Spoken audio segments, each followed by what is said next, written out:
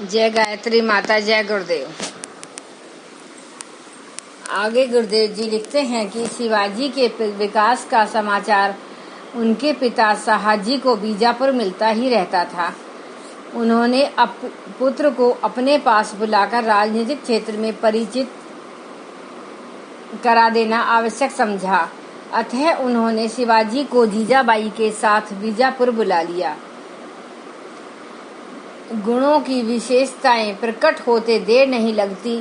शिवाजी के रंग रूप, स्वास्थ्य, विनम्रता, अनुशासन, व्यवहार तथा आचरण के सौंदर्य ने जल्दी ही सब पर जादू सा कर दिया। शहाजी को जो भी दरबारी मित्र तथा संभ्रांत का एक बार शिवाजी से बात कर लेता, उसकी सारी सद्भावनाएं उनकी ओर हो जाती। बीजापुर के अमीर उमरा तो उनके व्यक्तित्व तथा गुणों से इतना आकर्षित हुए कि दरबार में भी उनकी चर्चा करने लगे। शिवाजी के विषय में सुनकर सुल्तान भी उन्हें देखने के लिए उत्सुक हो उठा। अपने मित्र मुरारजी पंत के बहुत जोर देने पर एक दिन शहाजी ने शिवाजी को साथ में दरबार चलने को कहा और यह भी बताया कि दरबार में पहुंचते ही जमीन तक झुककर बादशाह को कोर्निश करें, बतलाई हुई जगह पर बैठें और बिना पूछे कोई बात ना करें। पिता ने समझा कि पुत्र को दरबारी तौर तरीकों की शिक्षा दे रहा है और पुत्र ने उसे अपनी आत्मा का अपमान समझा। उन्होंने तुरंत उत्तर दिया, पिताजी, बादशाह विधर्मी और अत्याचारी है। वह हिंदुओं और हिंदू धर्म का दुश्मन है। मंदिर तुड़वाता है, हिंदुओं को जबरदस्ती मुसलमान बनाता है, गोवध करवाता है। मैं गो जाति तथा धर्म का सेवक हूँ। यमन बादशाह को कोई कोरेनिश करना तो दूर है, मैं उसकी सूरत भी नहीं देखना चाहता। शहाजी को शिवाजी की बातें सुनकर जरा भी आश्चर्य न हुआ। उन्हें पहले से ही यही उत्तर पाने की आशंका थी। शिवाजी के विचार, विश्वास, भावनाओं तथा सिद्धांत निष्ठा से वे भली प्रकार परिचित थे। उन्होंने शिवाजी से फिर आगे कुछ न कहा। जीजाबाई को समझाने का निर्देश दिया। माता जीजाबाई ने भी शिवा को बहुत कुछ समझाया और पिता की आज्ञा पालन करने को कहा। तथापि शिवाजी दरबार जाने को तैयार हुए। उन्होंने स्पष्ट कह दिया कि पिता की आज्ञा पालन मेरा कर्तव्य जरूर है, पर कोई अनुचित आज्ञा मानने को मैं तनिक भी तैयार नहीं हूँ। दरबार के लिए दी गई उनकी आज्ञा मेरे सिद्धांत, स्वाभिमान तथा धर्म के विपरीत है। मैं दरबार जाकर उस मलेक शासक को कदापि कोरेनिश नहीं कर सकता।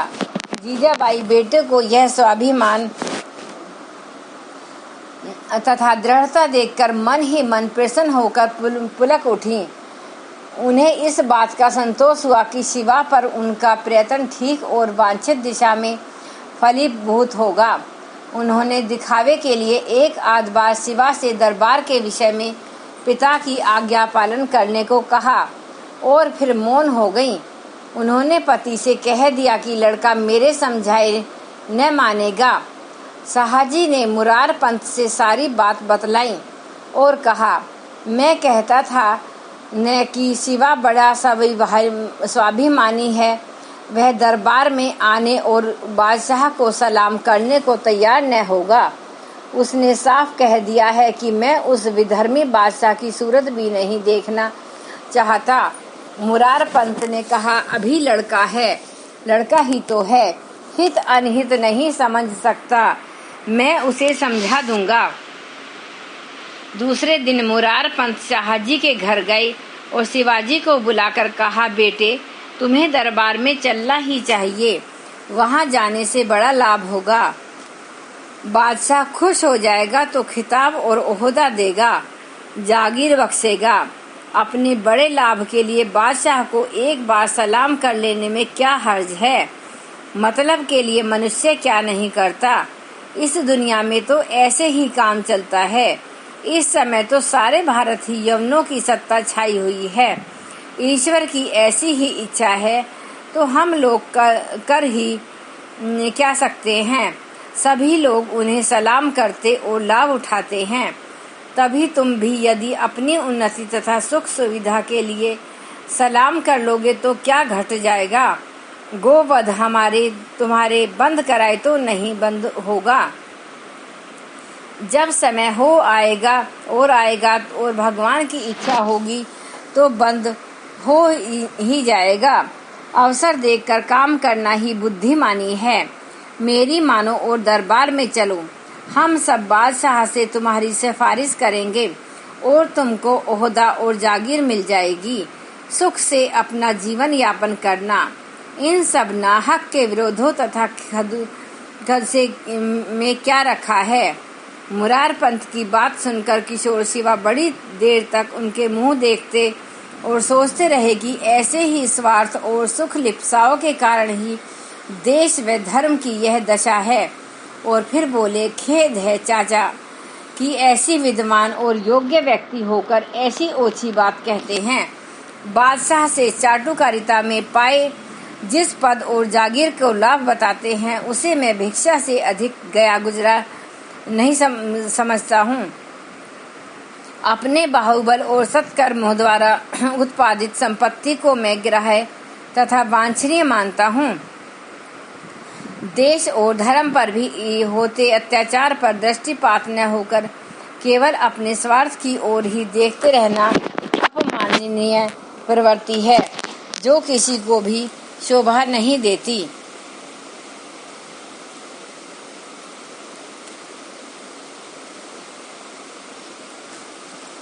महात्मा बुद्ध लोक कल्याण के व्रती।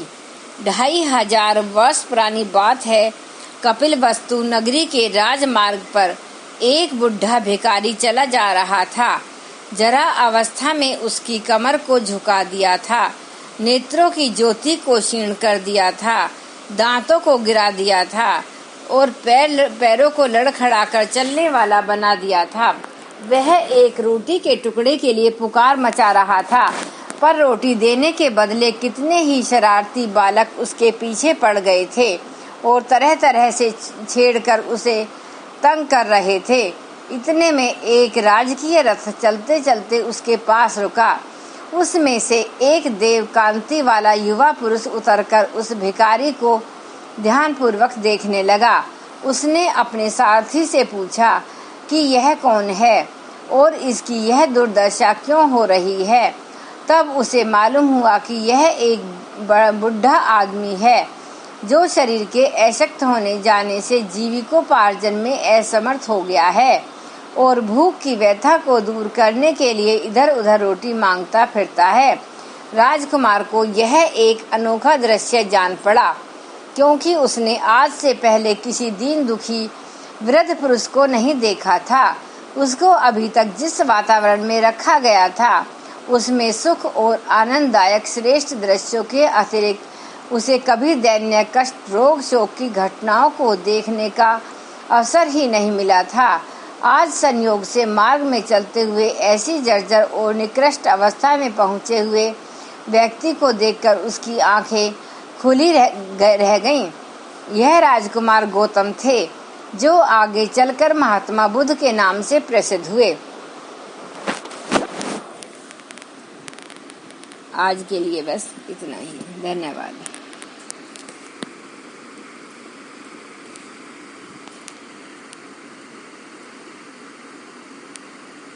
एक बार गायत्री मंत्र हमारे साथ साथ। ओम भूर्भुवः स्वः तत्सवितुर्वरेण्यं भर्गो देवस्य धीमहि धियो यो न प्रचोदयात्। जय गुरुदेव, जय गायत्री।